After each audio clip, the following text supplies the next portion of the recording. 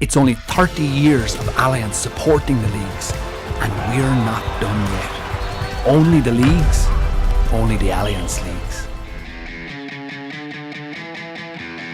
Well, the Alliance Football League kicked off with fireworks on Saturday night in Croke Park as Armagh came to town and handed Dublin a defeat to set up a very interesting couple of weeks for Dessie Farrell's men as they head to Tralee next Saturday night to play Kildare.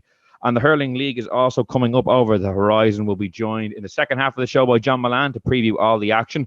But first, I have Michael Verney here with me. Michael, it was a very interesting weekend of football action, even having the crowds back again. There was just so much liveliness going on. Yeah, there was so much going on over the weekend. It was hard to kind of keep up with all the different storylines that were going on at the weekend. I was in RD yesterday, probably not the most glamorous place in the world, and a very, very cold place, I might add. But just great to have everybody back there, great to have the atmosphere, great to have that buzz around venues again. And I think the appetite for people to go to games, this in spite of horrendous weather conditions, just shows how much the league means to counties and for supporters to get back out there. It was a great weekend, and there were so many different plot lines that have planted potential plot lines over the next couple of weeks as well. Yeah, and obviously with the championship coming so hot on the heels of the league, there's not that much time for teams to arrest declining form lines or stuff like that. Like the league is more important than ever now. Yeah, you want to keep your graph fairly consistent. We saw with probably Galway a couple of years ago in the football league, where they took a couple of bad performances. I remember a really, really heavy defeat, I think it was, to Mayo. Coming into I think it was the latter stages of the league, coming into the championship, couldn't really turn around their form. So I think teams will try and keep a consistent kind of base and slowly build. You definitely don't want to be suffering a couple of big defeats, a couple of kind of character sapping defeats, you'd say, or morale sapping defeats. So I definitely think teams will be looking, consistency will be the word over the next couple of weeks, I'd say. Yeah, we'll get right into the action from the Alliance Football League on the Tyrone podcast. We're delighted to welcome Dick Clerkin back to the show. Dick, how are things? Great. Jan, it's great to be back, and it's great to get back up and running. Yeah, it was a real interesting weekend, straight into it on Saturday night in Croke Park. I know you were writing about it in today's Irish Independent, and there was a lot of action yesterday as well, but we might start in Croke Park. Armagh's very impressive win. I think we were very interested to see what Dublin would come out, given how their season ended last year. And, there wasn't many positives for Dessie Farrell to take. Like, from a Dublin perspective, how concerned would you be that they did come out and play the way they did, and they didn't really seem to have that bounce that you might expect early in the season? Yeah, I suppose there was nothing new or fresh, and that's probably the concerning thing if I was a Dublin fan looking at them. Like, it was the same sort of style of play that they sort of developed in Jim Gavin's later years, very methodical, not much creativity, and you could see them sort of working the arc and a great style of play when you're 5 or 6 points ahead and you're keeping the team at arm's length and it sees the game out. But when they found themselves chasing the game, that style of play does nothing for you. And you could see, as the game grew on, especially in the second half, how they just looked sort of devoid of anything but that. And you actually seen attackers, and I just made reference to something I wrote of Dean Rock. When players were getting the ball in scoring positions, as opposed to having a sort of a natural forward instinct to either drop the shoulder, take their man on and take a shot that inter-county players should be taking, we weren't doing it. They were, again, throwing the ball out and taking marks from 40 yards out and, place kickers taking marks and blazing them wide. It just looked really untidy from a Dublin point of view. So I'd say it'll not be nice viewing back for Dessie Farrell or the panel this week. Yeah, Michael, interestingly, after the game, Dessie Farrell, in something that we probably wouldn't have seen from Jim Gavin, kind of said, it's all about the summer for us. We're looking towards the summer. Ordinarily, it was very next game focused. It was very much looking at what's in front of you. So is it? Do you think that's maybe the case? Are they looking to maybe over the course of the league get away from what Dick was saying? It might take a while for them to, deprogram themselves from that kind of possession-based game they were playing. Yeah, no, I'd agree with what you said there, Will. Generally, Brian Cody has never looked at anything other than the next game or the game that's just gone. John Kiely be the same in Limerick, probably the great dynasties. Jim Gavin in Dublin, never heard him talking about the summer, or never heard him talking about anything other than what was next in front of him. So maybe it's a potentially trying to shift the focus away from maybe a bad performance. I don't think Dessie was hiding the fact that they were way off the pace the other night. I think this was their first first time to be beaten by more than a score in any game since Donegal in 2014, I think. Which is big. It's back-to-back defeats in Croke Park as well. If you look at the Mayo game from last year, yeah, you know, like so. There are a couple of big things that have probably happened, and opposition teams would have always focused on a couple of big players at Dublin, Fenton and Kilkenny, but you do that maybe to the detriment of a Niall Scully excelling or somebody else excelling. Whereas now you look at, like, if opposition teams can really nail Fenton and Kilkenny, the reserves definitely don't look as strong as they were. And the bench does not look, doesn't have anything near the same prowess as previous benches that they had. And they just don't have probably as much experience. Like, COVID would have hurt a lot of teams, but definitely would have hurt Dublin in the sense of they were definitely in transition during COVID, but they didn't get a chance really to bring in many new players. They were relying on a lot of old stock. Any new players they were bringing in were probably quite inexperienced. They will be better in summer. But as Dick said there was a lot of the same hallmarks of the last couple of years, very lateral, kind of slow kind of build-up, ponderous kind of build-up. So you wouldn't say you saw any signs to suggest that they're going to play much different this year. As Dick said there, it's a great way of playing when you're managing a game. But similar to maybe, like, you know, Tyrone a couple of years ago, you know, if they're managing a game and they're a point or two up, the way they were playing back then under Mickey Hart was perfect. But if they were chasing the game and they were 5 or 6 down, they were kind of devoid of ideas. And that's maybe a bit of what that looked like with Dublin the other night. Obviously, the caveat of missing, you know, Mick Fitzsimons, missing Conor Callan, missing James McCarthy as well, which are not always going to have those guys. You just don't know on given days, and there could be injuries come summer as well, and they could be missing those guys too. So definitely plenty of question marks, but I suppose question marks about Dublin, and just you have to really a big pat in the back to Armagh. I don't think many people expected that. Most people were expecting a bounce, and Armagh were brilliant from start to finish the other night. And I think even something Dessie Farrell said, the conditioning of the Armagh fellas, we're nearly always talking about the conditioning of Dublin players over the last couple of years, and no team is able to match up physically to the Dubs. You know, they were probably, you know, out-conditioned nearly the other night. The Armagh lads were going and going and going, and a lot of the Dubs weren't able to stay with them. So probably a lot of negatives and a lot of work-ons, as they say, in Dublin, but an awful lot of good from an Armagh point of view. Yeah. Yeah, Dick, like the way Dublin played that you outlined there, it was kind of put in more stark contrast by how Armagh were playing, and the kick passing, getting a lot of joy from that, especially in the first half with those goals.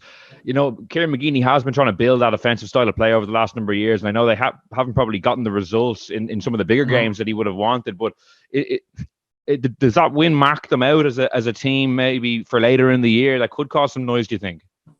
Well, I think now we have to sort of sense check Armagh as well, to be fair. Like, Armagh and McGeeney's record in championship football, I think, is 6 years, is horrendous. Like, he had a few runs in the back doors, but I think he's 2 Ulster championship wins in 7 years. I think he's nothing for his first 4 or 5. Now, he was trying to build a style of play, and you could always see that. And sometimes it cost them. It just hadn't the players, and they hadn't maybe the conditioning that they have now to do it. And they were very indisciplined in certain years. So he's committed to a style of play which is now starting to pay dividends. And I think to that end, he deserves a huge amount of credit, because an awful lot of people and managers, you see, they just revert to type. We'll just throw bodies back and don't think of anything better. Now, in fairness, the first quarter, like, Armagh were sort of trying to keep Dublin at bay, if to remember as well. Like, I think it was 3-1 at one stage, maybe halfway through the first half. And just like that, you know, Armagh had they set up their stall. They were going to try and, you know, make sure that Dublin didn't get a lead on them. Tackled really well, so Dublin weren't getting easy shots away or hitting wides. But then when the big difference that Armagh brought, that an awful lot of teams won't bring, is when they got to that middle third, they had an outlet, and players were in tune to use it. And that outlet was obviously Rian O'Neill and other supporting acts, but they used it, and that's what a lot of teams. So Dublin won't face that too often, because an awful lot of teams just don't have a Rian O'Neill, and they don't have players like Rory Grugan and boys around the middle for it that are now conditioned to kick the ball long. Like, I was even watching, you know, last night in Omagh, like Monaghan and Tyrone, you know, I wouldn't say they kick it as much, or as it's a tactic that they have a long speculative. Look at the goal that they scored. Very few teams do that anymore. But that's obviously a tactic now that McGeeney has built in, even going back to when his team played. Like that was a carbon copy. How often did we see Aidan O'Rourke or the McEntees dropping in those long diagonal balls into Stephen McDonald and Ronald Clark? It was a great tactic, and how effective it is, because that's where Dublin always were vulnerable, even at their peak, because they committed so many bodies up front. There was always times it was one-on-one, that Fitzsimons or Cooper maybe one-on-one inside, but teams didn't take them on. Teams didn't try to put in a 50-50 ball and see how the full forward would get on. It's like Armagh did that on Saturday night, and you see what they got out of it. And Michael, just from a Dublin perspective then, Kerry this Saturday, does that game now take on even more importance given how they went out in week one? If a similar result comes to pass, a lot of pressure on Dessie Farrell early in the season.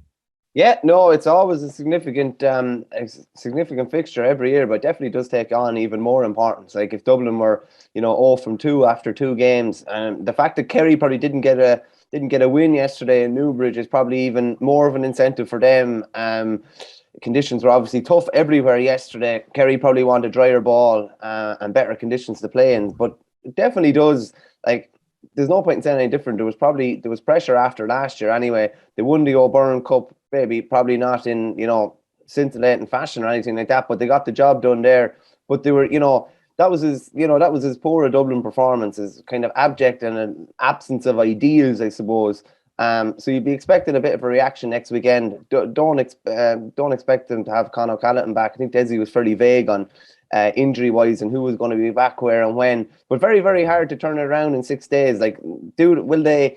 I do expect them to turn it around. I don't know whether it will be this weekend, but towards probably the mid to latter stages of the league, they will turn around. But pressure ranks, really kind of cranks up on a manager at this stage of the year after a couple of negative results. So even if they are beaten next weekend, next Saturday night, I suppose it's more about the performance. Is it a very tight game? Are we seeing maybe some things that we didn't see in Croke Park the other night? The only thing is that we're going to see by and large the same faces as well. So like there doesn't seem to be a Dermot Connolly style character, this kind of maverick that maybe they need. Maybe they need someone like that can pull the strings. Kieran Kilkenny's a different type of player, but there is a bit of pressure on. But I think the fact that he's putting the caveat of the summer in already, again, that probably takes a bit of pressure off the league, but then probably places even more pressure on the summer then too. Another manager, Dick, who came in under pressure maybe was Declan Bonner after a poor year for Donegal last year, and then to kind of let a lead slip against Mayo in a similar fashion to what they may be doing a couple of times during his tenure in the last couple of years will probably rankle with them. What did you make of that game overall? Listen, conditions played a lot. Obviously, we were tracking it because I was up in Omagh and didn't get to watch it, but last night. But they seemed to be in a very commanding position. Michael Murphy had started. I watched them the previous weekend in the McKenna Cup final, where Monaghan were quite comprehensive. No, they left. Monaghan took the foot off the pedal, and I wouldn't say Donegal nearly caught them, but Monaghan were very dominant in that first half, and I was very sort of disappointed in what Donegal brought to the show, knowing that it was a week to the league start. So the fact that they got caught and they weren't looking as sharp, that sort of probably followed on from that, because they didn't look particularly sharp, and a lot of their top players just weren't firing on all cylinders. Still, again, the fact that they're still obviously so reliant on Michael Murphy has to be a concern. Like he's not getting any younger. But listen, all teams have marquee players that they build them around, so they can't be faulted for that. Should have closed the game out. They really should have. And that's, you go back to McGuinness's era. The thought of letting a 5-point lead go in the last quarter would have just been unheard of. So I think a few people have remarked that Donegal seem to have, dropped a bit of intensity or aggression in their play that made them so good, and that just maybe don't have the quality to offset that. And then they're sort of, I would almost say Donegal are a wee bit stuck in terms of what direction they want to go. They come under pressure, if you remember 3 or 4 years ago, to come out of that very defensive shell, and they did, but I don't think they're good enough to go fully out of that. So I think it'll be interesting to see what way they respond, because they'll know time is against them in terms of getting something out of that team until Murphy can't do any more. And much of a worry is that that it's kind of becoming that Donegal maybe haven't been able to see out games, and particularly when they've been taken into the trenches over the last couple of years, they haven't been able to see out games. Whereas you say under McGuinness, like that just was unheard of. If they had a 2-point lead, they were going to kick on. Whereas now you're kind of thinking, even with 4 or 5 point leads going down the stretch, they're susceptible probably against some of the really big teams. Yeah, I suppose it's like anything. It goes back to what we were saying about Dublin in terms of that generation of players that they had that were, the Carlaces, the McGees, that bit of experience and streetways. Maybe the young boys coming through just don't have that. And maybe haven't just got that consistency as well with, Paddy McBrearty. In fairness, a fantastic player on his day, but probably, if he's been honest, a lot of people in Donegal would say just haven't got that consistent level of performance, on a day that Murphy has maybe been held, they've been missing somebody else to pick up the mantle. And so I think it's just getting that consistency and getting the best out of their best players seems to be a struggle. Ryan McHugh, again, fantastic footballer on his day, can blow a bit hot and cold, even against Monaghan. He was completely anonymous until maybe halfway through the second half. He popped up with a point and an extra mark. I didn't realise he was playing because somebody had just went out and tracked him and done a job on him. And that's happened too many times over the last few years. So, I think Donegal will be a bit concerned because they know they've got, will even get another good full year out of Murphy. It's hard to say. Like, he's phenomenal. Miles and they go, like, when did he play? Was it 2008? He played his first game, what's that, 14, 15 years ago? 07, yeah. He actually started in 07. Yeah, 07. Like, that's a long time ago at this stage, But so yeah, they'll be a bit concerned they didn't get those 2 points on the board because, points are going to be hard got over the next couple of weeks. Yeah, Michael, from a Mayo perspective, another team who kind of started this year, how they kind of finished last year, similar to the Dublin game, having a kind of a deficit to overcome, showing great fighting spirit. Robbie Henley nailing another free. One thing you might point to is there was a couple of goal chances that they fluffed, which has been maybe a recurring theme in some of their big defeats over the last number of years. How do you assess how they've started the year? Their ability to kind of leave themselves with a mountain to climb is just it's from a neutral's point of view. I think it's a joy to behold because, like, the harder they make things for themselves, the more they want to stand up and kind of prove people wrong. It's a case when there's expectation on them then going into games like the All-Ireland final last year. That's maybe when the problem arises. But their ability to grind out results, like, I think they kicked the last 5 yesterday. They were obviously down Stephen Cohen, who'd been sent off as well. Robbie Henley, of course, who has been probably much maybe maligned and probably wrongfully so down through the years, saved the penalty. Then, like, kicked the absolute beauty of a free in awful conditions. Like, and it was lovely. It was like a golfer just starting it out to the right and brought it back in over the middle of the crossbar. That was brilliant. I suppose, as you say, Will, the worry is, again, it's not so much marquee forwards or anything like that. It's just taking the chances that arise on a given day, and their inability to do that is probably leaving them in positions like they were in yesterday, where they have to really scrimp and scrape to get back into a game. They just don't take those high percentage chances when they arise. Obviously, they're going to have Cillian O'Connor hopefully come back in over the next couple of weeks. Oisin Mullen coming back in. They'll all be big boosts. The character is still there. It's just, I suppose, just converting those chances that all the other really big teams will convert. And I don't know if it's anything to do with necessarily with marquee forwards or the absence of a marquee forward. Anyone playing probably from 5 up to 15 should be able to, convert a high percentage of those chances when they're getting them. And they just seem to let them go big. And I'm sure it's very frustrating for their supporters. It's kind of frustrating and exhilarating all in the one thing. They miss chances. It looks like things are going to be impossible for them. And then they come back and get a result like they did yesterday in the end. I think it's fascinating in Division 1 now, with so many draws. Obviously, Armagh are the only team on 2 points, and so many other draws, and then Dublin are down the bottom by themselves on 0 points. Like, we've only 1 week down, and it does look like there's a couple of really fascinating weeks ahead. Oh, for sure. And Dick, you were at one of those draws you mentioned in Armagh, Tyrone, Monaghan. Talk about bad weather conditions as well. God, the lads were soaked to the skin. Not a great day for offensive football. What did you make of that game? Well, it was a great watch. And again, it goes to show this whole talk about trying to over the last couple of years to change the rules to get more scores, and scores equals entertainment. It doesn't. Intensity is what is entertainment, and that's what you had in Omagh. Like it was 3-4 going into the first half, and nobody was saying this was a dull game. Like it was really tight. Both teams were trying as much as they could to keep players up the field and to play expansive football, but it was just really great, honest defending, plenty of one-on-one battles, like Conor Boyle's battle with Calvin McShane. A tweeted during it was worth the entry fee alone. Like Calvin McShane, that was probably his first start, I would say, since he had his bad injury, because remember last year he came off the bench. So I'd say he was sort of gone in for a big performance in the home crowd, and Conor Boyle held him really well. I don't think he scored from play, and but you could see Tyrone still having that game plan to try and get early ball into him, which they did. And Monaghan probably would feel they left behind. They had a few goal chances in the first half, a bit of composure. They could have walked a few goals in, and again, Jack was off with a shoot and probably would be disappointed he didn't have 3 or 4 scores on the board. But I probably would, a draw was probably, a fair result as well. And, Tyrone would feel aggrieved that last score wasn't given. I sort of felt in real time that I was sort of wondering why was it, called over. So Joe McQuillan probably done, Monaghan Attorneys the first time we got something from a Calvin man, we would say. But it was really intense, as the game went on, the conditions deteriorated terribly.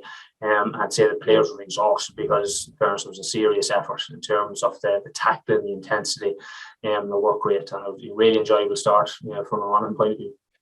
Yeah, Dick, just on Monaghan, they do go under the radar sometimes with some of the other big heavyweights in Division 1, maybe getting a lot of the storylines, but obviously losing so narrowly to Tyrone in the Ulster final last year, who then go on and win the All-Ireland. What's the expectations for you this year for how you'd like to see them do?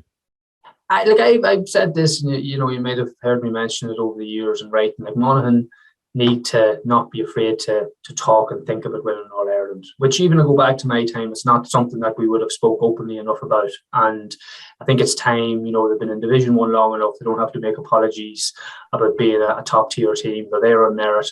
You can see, they fear nobody. Over the years they've beaten the Kerrys, the Dublins, the Mayos, they've beaten everybody, but when it comes to that clutch game at a quarterfinal or a semi-final stage in Croke Park, I think they've just let themselves down, and I think it's in their armoury. They just have to be careful and keep some of their older players fit, like Darren Hughes again. I was surprised in one hand that he came back this year because Darren owes nothing, young family, busy man, but again he was immense in midfield. They'll need him, his experience. It was great to see Conor coming off the bench. Conor doesn't have, like Michael Murphy before him. We were talking about Conor will be the first to say he doesn't have much left. He's puts his body through unbelievable, resolve for the Monaghan jersey. But it was great to see him come on and again hit a trademark point to equalise it. So I think, and there's young boys have come through, young Gary Mohan, Andrew Woods, a bit of physicality and a bit of height, which Monaghan have been missing and we struggle with for some reason. We don't breed, 6'3", 6'4" men up around Monaghan. So it's good to see boys in with a bit of height and a bit of physicality, and they certainly don't look out of place. So, I think Banty and the guys he has in, and Donny Buckley and Liam Sheedy, if they're bringing anything up the road, I hope it's that All-Ireland mentality, because that's what Monaghan need. And, you see Tyrone last year, there's absolutely nothing between Monaghan and Tyrone. And there was nothing between Monaghan and Donegal when Donegal were winning All-Irelands and getting All-Ireland finals. What Monaghan need is belief and not to be afraid to talk about winning All-Irelands. So I'll not make any apologies when I'm talking to you or writing about it, because especially now with Dublin coming back into the pack and Kerry with a lot to prove, it's definitely not outside Monaghan's reach to win All-Ireland this year. Will. Yeah, it definitely seems more wide open than it's been in years previous. Michael, the final Division 1 game that we haven't yet really touched on in depth kind of proved that. Kildare Kerry, Kerry looked to be in a commanding position in the second half. Kildare fought their way back. I know it was a massive occasion in Newbridge with that new management team led by Glenn Ryan. A lot of excitement there. But a strange game, Kerry picked a strong team. You would have thought they were going to go out and make a real statement of intent. Jack O'Connor is back, but it didn't go that way. No, definitely not. They were held to 110. I know the conditions were poor, but they were held to 110. And with the much vaunted attack with the two Cliffords and Paul Ganey and many, many more, you're thinking to be putting up a lot bigger scores than that. But in fairness to Kildare, and this was like the best advertisement, I'd say, all weekend of having massive crowds back at games again. Like there was noise everywhere. And even when they were kicking points to go 2 or 3 down and just eat into that lead at the end, the place is going absolutely wild. Regardless of conditions, whether it's monsoon-like conditions or not, people will show up, and there's a massive appetite for it there now. I think the PA in Connaugh's Park in Newbridge played Oasis Don't Look Back in Anger for the warm-up. Whether it was levelled at Jack O'Connor, I'm not so sure. But from a Kildare point of view, to get a point, like the last time they were in Division 1, they didn't get any points. And now they have a point on the board straight away, and they probably would be targeting their home games to try, if they can get something out of, they have another 3 home games. I think if they can get something out of 2 of them, they have a good chance of probably staying up. From a Kerry point of view, Kerry waltzed through the McGrath Cup, had absolutely nothing thrown at them whatsoever, really. Playing Limerick, Tipperary. I was down at the Tipperary game. That was a cakewalk. The final was a cakewalk against Cork. And some of the problems that they have at the moment, like they don't have any like natural midfielders at the moment. Stefan Ockenbar picked up a knock for Nagale at the weekend. He's going to be out. Jack Barry, I think, is going to be called back, I think, from this weekend, like 6 or 7 days after playing an All-Ireland Intermediate Club semi-final, because he's badly needed. Dermot O'Connor the same. They're playing Shawnee O'Shea and Killian Spillane, I think, out at the middle of the field at the moment, and they just don't have any natural midfielders. And Kevin Flynn and Kevin Feely, particularly in the second half, really dominated that sector.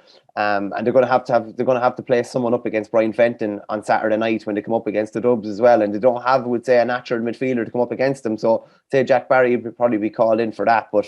I thought it was just another, like, you couldn't have predicted, 3 draws in the 3 Sunday games, and you probably wouldn't have predicted a comprehensive Armagh win on Saturday night. So I think Division 1 definitely gave us everything we were looking for over the weekend, and so many question marks even going into the second weekend now as well, which is brilliant. Yeah, Dick, just I'll give you the last word in Division 1. Kerry, like some of the other teams we've mentioned, kind of carried some of the question marks into the first game, and they didn't really answer them in the sense that they were in another dogfight. Maybe people questioning whether they could, close out a tight game like that, like some of the ones they haven't come out on the right side of. And then again, Kildare pegged them back. Where do you think Kerry are at the moment, like with Jack O'Connor coming back in? The only thing about Kerry is, if there was ever a team that is a top of the ground team, it's Kerry. Like, they love the hard sod. Like, they've always been. And again, remember playing them in the league. Like, Monaghan would have turned them over a couple of times over the years. And you just knew they didn't fancy the soft ground and the dirty day. And they even say themselves to make no apologies for it. Like, that's they have a tradition, even when they were so dominant in the 70s, 80s. Like, they only started back training in April and May, and I think there's still a wee bit of that now. So I don't think they'll be too worried. They'll have enough. They don't really care about winning the league. They've won a few over the last few years, and it didn't really stand to them in terms of an All-Ireland. Newbridge is a tough place to go. Like, I played there over the years. It's very tight. There was a 10,000, huge atmosphere. Kildare are sort of this enigma of a county.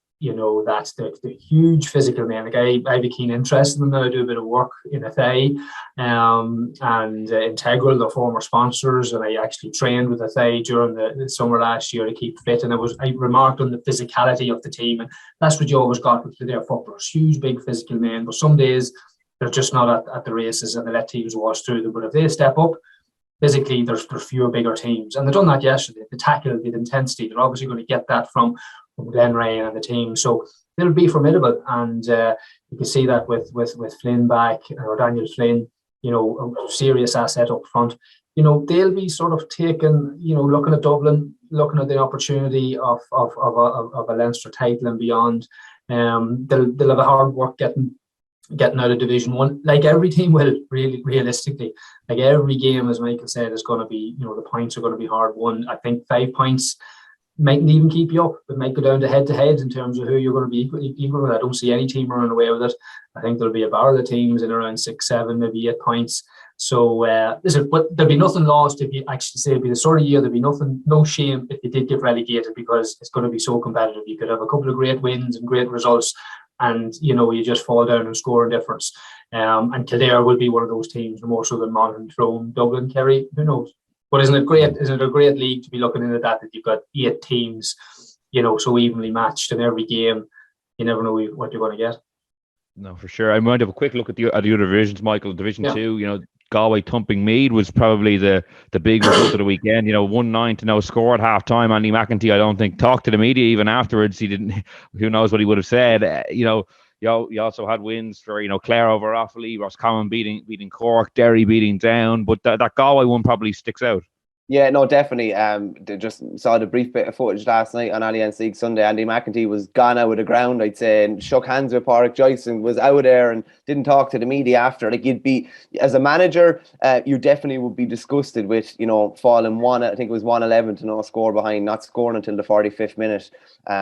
Like, Shane Walsh is a brilliant footballer for Galway, but surely you would have thought the first thing that Meath would have looked at is, we need to have a lad in his togs the whole day. Like, you don't deny him space, deny him time. And he was waltzing around by himself, had time to throw dummy solos and do whatever he wanted.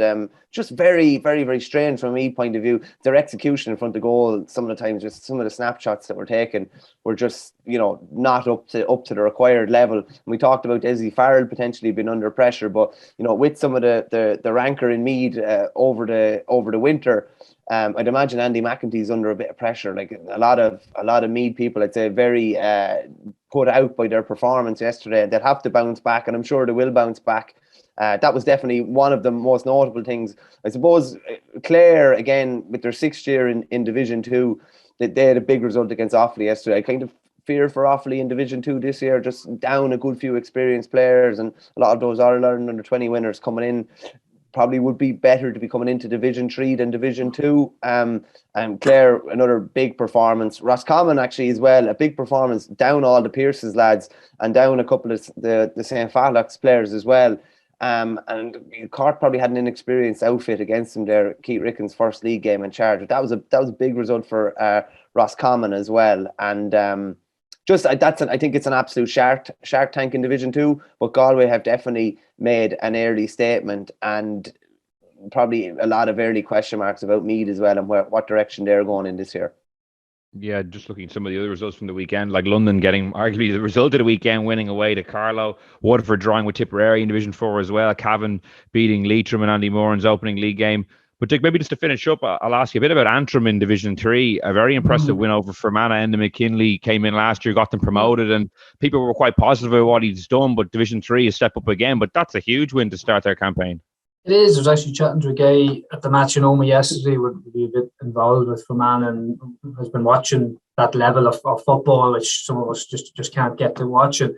Remarking on Antrim, and that's, listen, Antrim, huge population, huge tradition there that, different factors have disrupted over the last couple of decades. So it was always a case of, if they could unlock what's there, there's talent there. And Enda McKinley has definitely brought a bit of discipline. Michael McCann, again, running the show, I was told, and Michael 34, 35, a fantastic footballer, and his brother's in as well. So what Enda McKinley has done, what other managers have failed to do in Antrim, he's got the best players in Antrim playing. And that goes for any county. Doesn't matter who you are. Even go up to Dublin. That's Dublin's biggest problem now. They don't have the best players there now playing with them. And so Antrim have done that right. And so they're getting the rewards of it. They're fit, they're conditioned, and they seem to be enjoying the football. There's a good positive vibe with Antrim GA at the minute. And also good mention, and keep an eye on Derry. Derry's similar to Antrim. Rory Gallagher, and there's a good feel good around Derry football at the minute, building on the underage success, and they're fit, they're training hard by all accounts, and they'll be sticking their head up to make another jump out of Division 2. They had a very comprehensive win by all accounts against Down. So there's a lot of teams are starting to waken up after a number of years, not getting the best of themselves. And so Ulster, we were talking about the 4 Division 1 teams in Ulster. Then you bring in, a resurgence, Derry, a team like Antrim, you're hiding to nothing. Like Cavan are a wee bit further back. They have a bit of work to do to pull themselves up, and Fermanagh seem to be in a bit of a difficult spot, as do Down.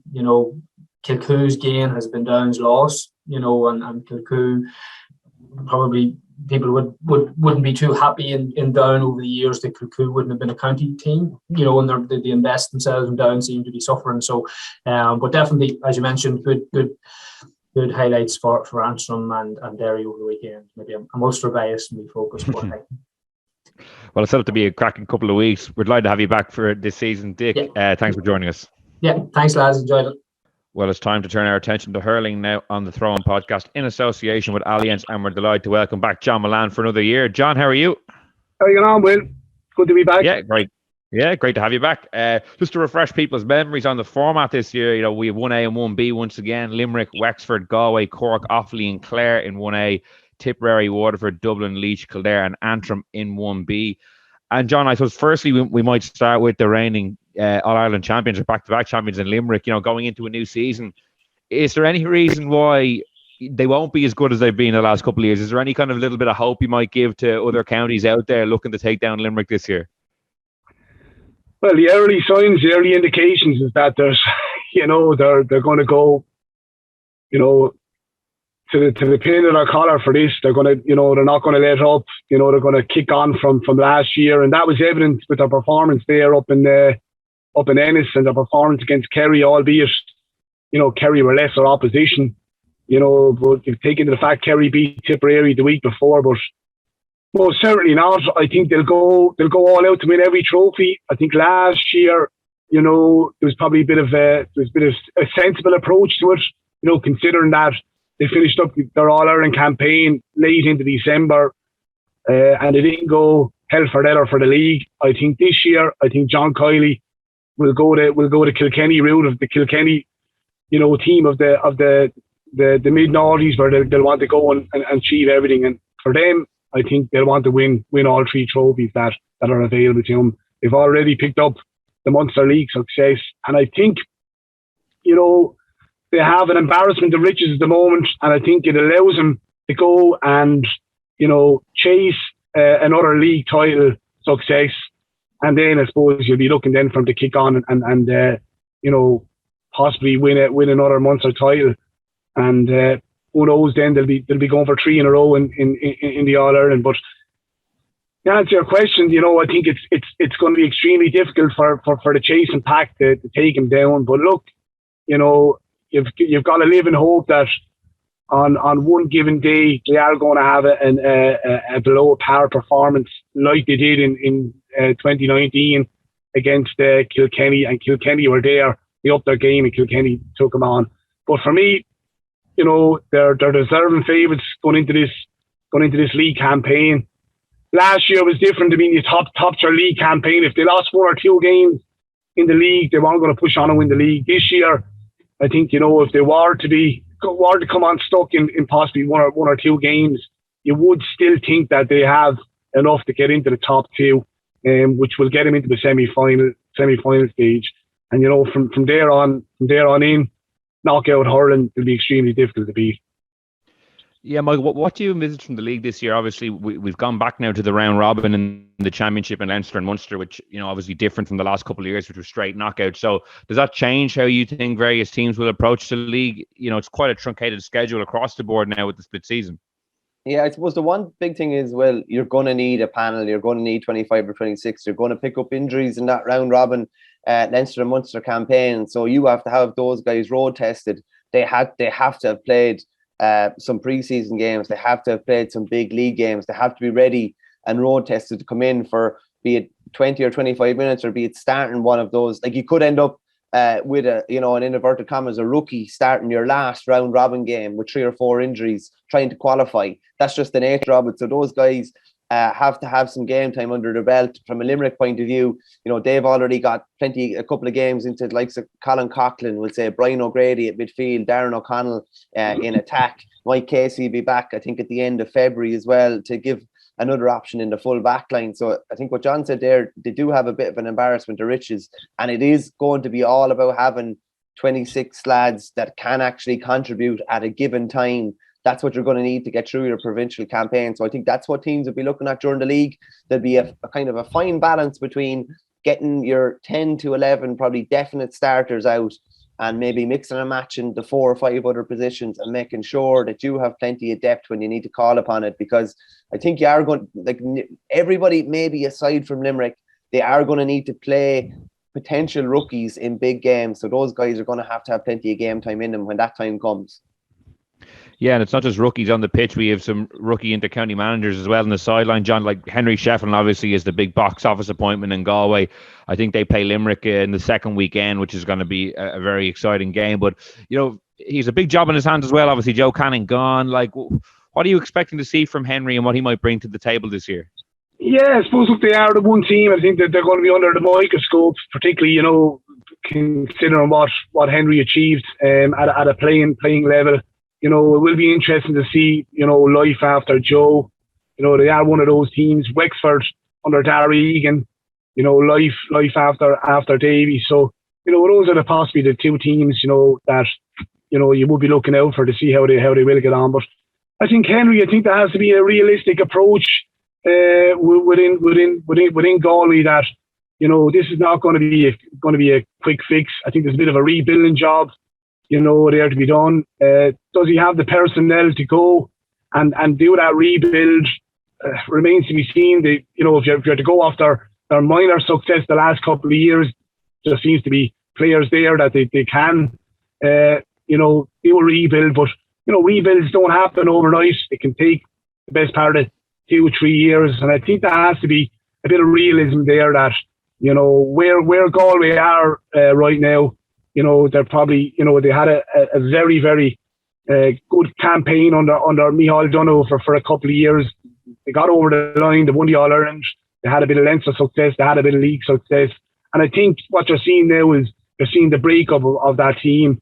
You probably have, from Henry's point of view, you'll probably still have 1 or 2 will possibly make the team.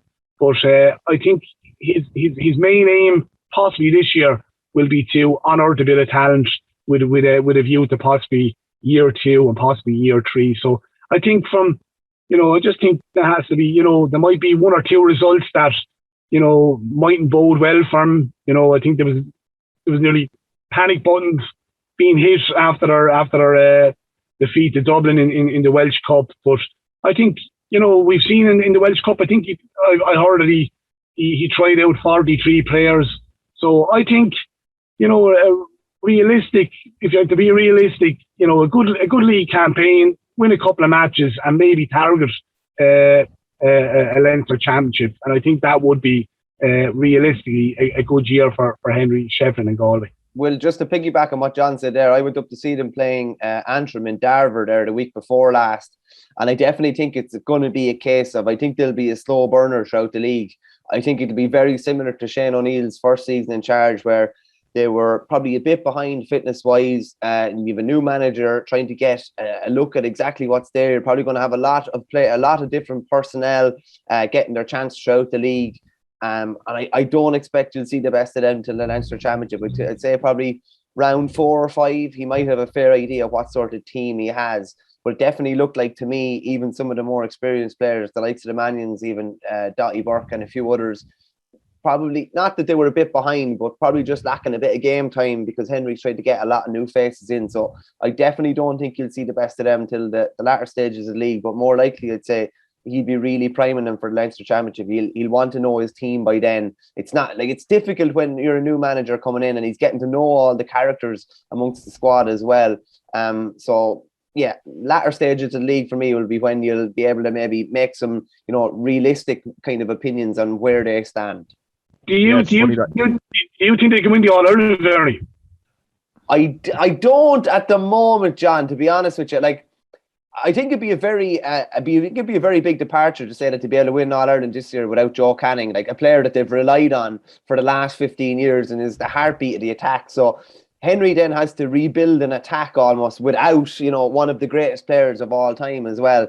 And you could maybe say that his powers were maybe slightly on the wane the last couple of years, but everything still went through him. So no, I probably don't think Galway can win an All-Ireland this year. But outside of Limerick, who can realistically win All-Ireland? I would have Waterford ranked the second best team in the country, and the last 2 times they played Limerick, they were beaten by 11 points. So that's probably how far the chasing pack are behind Limerick. And you have to say as well, while Limerick's dominance probably needs to be taken in another kind of you need to take another view on it as well, because I think it is probably similar to Kilkenny in the noughties.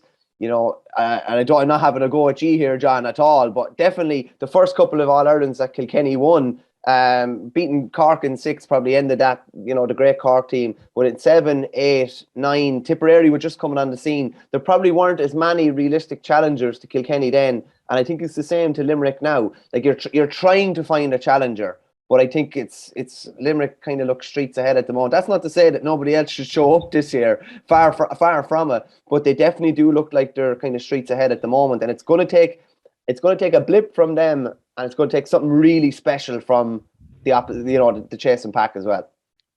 Yeah, John, like what about Waterford? Your own county, as Michael said, he has them ranked at number 2. They have been very competitive under Liam Cahill, but the games against Limerick are probably the ones that they haven't maybe shown their level. What do they need to do or to change to maybe bridge that gap? Yeah, well, look, I think a big statement of intent was Liam Stain and Mikey Bevins, and I think there's a big air of excitement down around Waterford, particularly, when the two boys decided that they were going to stay, and, they pushed off the approach of their own native county. So I think that alone, nearly says that, he sees that, there's unfinished business, that, they are good enough to get over the line. You factor in then you've the Ballygunner are on a great run at the moment. Please God, they can get over the line. You have the introduction of Tony Brown, who I worked under Tony. He'd be a very good pal of mine. I think he's going to be a massive asset for Waterford this year. You've Ty de Burke coming back. Pádraig Manny is getting back to the form of old, and I think Liam has unearthed another couple of players that will strengthen his panel and could possibly strengthen his starting 15. And you touched on it there. If you're going to chase league success, or you're going to chase Munster success with the round robin, as Verney touched on it there, you're going to need the depth of your panel. And I think Waterford have possibly, outside of Limerick, have possibly the second best panel in the country.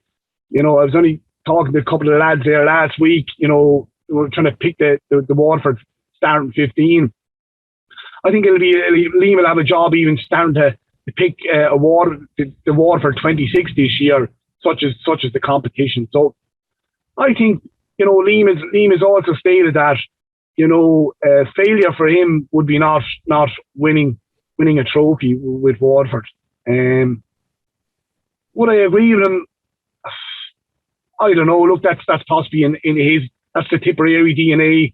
It's the traditional counties DNA. They pride themselves on winning trophies, and I think it's a fair statement. And I think it puts a bit of pressure back on the players. And I think the players possibly have to reward Mikey Bevins and Liam and try and go and win silverware. And I think this group of lads, they've done some unbelievable hurling over the last couple of years, and I think they deserve it to win silverware. And I think they will be in the mix, and I think they are possibly, as Verney touched on, I think they're the best equipped panel of players that can go and possibly take down Limerick. Can I just ask you a quick one, John? Do you think Ballygunner potentially getting over the line would be a big feather in the cap for Waterford, for the county team as well? If you look at it, Na Piarsaigh winning the club title, I think it was in 2016. Then, Limerick's first All-Ireland club title. This would be Waterford's first All-Ireland club title as well. Limerick went on, were able to get over the line a couple of years later at county level. Do you think there's any kind of symmetry there where success at the club scene maybe would have a knock-on effect at county? Well, obviously, a lot of the same personnel involved as well.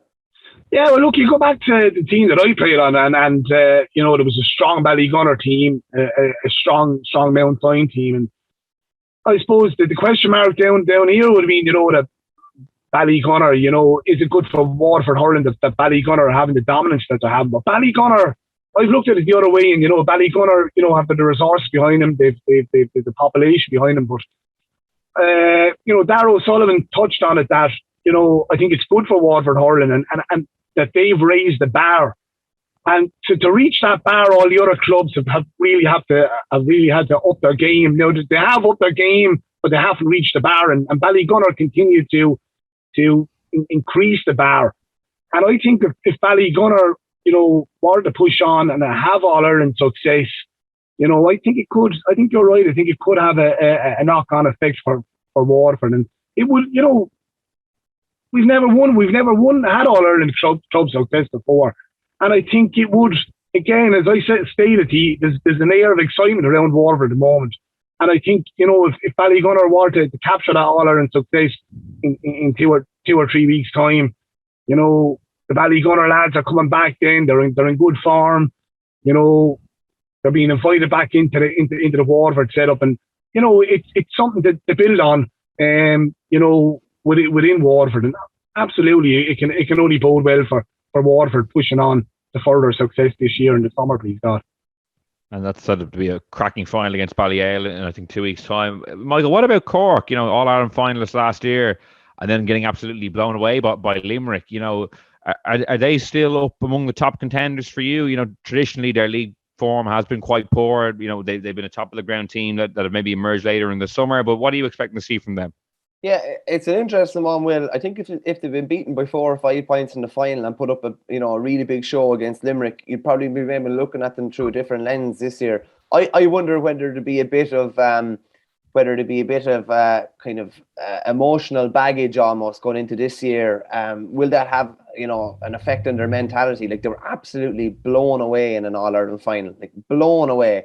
It'll be interesting to see, will Kieran Kingston make not necessarily snap decisions, but like, will he make certain decisions on personnel based on that? If players aren't matching up against the best, does he need to look at other players? Obviously, massive underage success. A plethora of really good young hurlers coming through, but like, how many players make an impact at 19 or 20, 21 even at senior level now? You don't really. It's 23 or 24 years old usually when you have the level of conditioning under your belt. I think they're in the mix. But if you look at it, like, if I'm placing Limerick 1 and Waterford 2, then there's a fight for 3rd, 4th, and 5th that's even within Munster. So, like, Cork could be very, very good this year and still potentially knock it out of Munster. I think Mark Keane coming on the scene is going to be really interesting one. He's only 21. He's playing a club final with Ballygiblin at the weekend, the All-Ireland Junior Club final. He obviously has a lot of the raw materials. I think he's of a good age coming back into the Cork squad as well.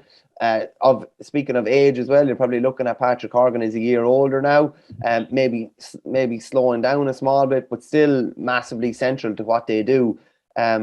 But I think they got a rude awakening in the All-Ireland final last year. I think I'd be looking at more 2023 with them as regards potential silverware and being in that realistic All-Ireland mix. But that's just, I think there will be an emotional effect of last year's All-Ireland final and been blown away.